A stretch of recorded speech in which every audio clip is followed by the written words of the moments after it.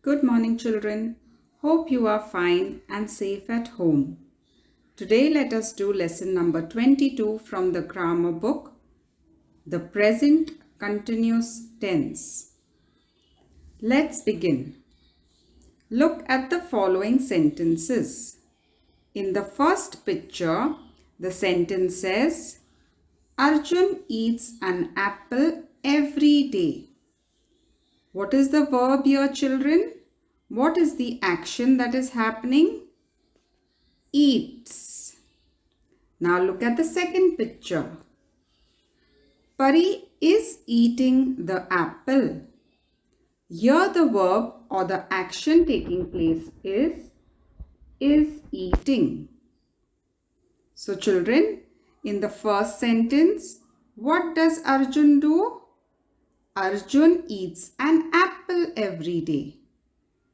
The verb eats simply denotes the present time, but it does not specify whether the action is happening at the moment of speaking or if it is complete or incomplete in the present time. So, when we use the verb eats, it tells us that it is happening in the present time. But we don't know whether it is happened already or it is still going on. But if we look at the second sentence, what is Pari doing? Answer, Pari is eating an apple. Here the verb is eating shows that the action is happening at the time of speaking and it is still going on in the present time. So, Pari is still eating the apple. This is called as present continuous tense. So, what is present continuous tense? A verb refers to an incomplete action which is still going on in present time. This is said to be in present continuous tense. So children, whenever the action is happening at present, but it is still going on, then we call that verb as present continuous tense. Now, how do we form the present continuous tense? If the verb is a helping verb, that is to be in the present tense, then we add which helping verb? Is for singular, are for plural, and am for first person I. And when we have to change the verb to continuous, we take the main verb and add ing to it. Just like we seen on top, the verb was eat. But when we are writing it in present continuous tense, we add ing. So what my verb became? Eating.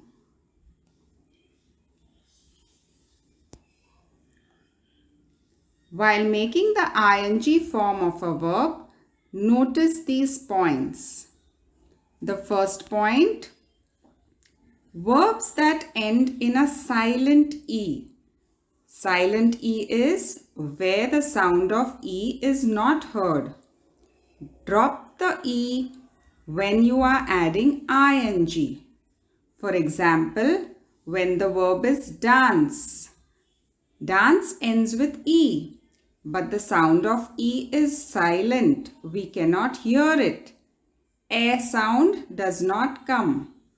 So here we remove the E and add ing. So my continuous verb becomes dancing, dancing. In the same way, write, which ends in E, but the sound of E is silent. So what will we do? Remove the E and add ing. So my continuous verb becomes writing. In one syllable verbs that end with consonant plus vowel plus consonant, we call this as CVC. In such cases, the last letter is doubled before adding ing. So let us see. Stop. So double the last letter. Which is the last letter? P. So now my new word will become stopping, stopping. In the same way, get. Double the last letter T. So my new verb becomes getting. Then we have verbs ending in IE. Whenever the verb ends in IE, you have to remove IE, change this to Y, and then add ing. For example, LIE, lie. Remove IE, write Y, and add ing. So the new verb becomes lying. In the same way, DIE, die. Remove IE, add Y and ing. So my verb becomes dying. Now children, let us learn the conjugates of the present continuous tense of the verb to play. Here we will see two different ways in singular and plural form. Let's start with the first person, that is I, for singular. So with the verb play, how will the present continuous tense be written? I am playing. So we added ing to the verb play. If it is in plural, it becomes we are playing. In the same way, for second person, singular, you are playing. Plural, again, you are playing. For third person, singular becomes he or she or it is playing. And for plural, they are playing. Let's begin with question 1. Write the conjugates of present continuous tense of the following. The first verb is blow. I am blowing. You, we or they are blowing. He, she or it is blowing. For write, I am writing. You, we or they are writing. He, she, it is writing. Now let's move to question number 2.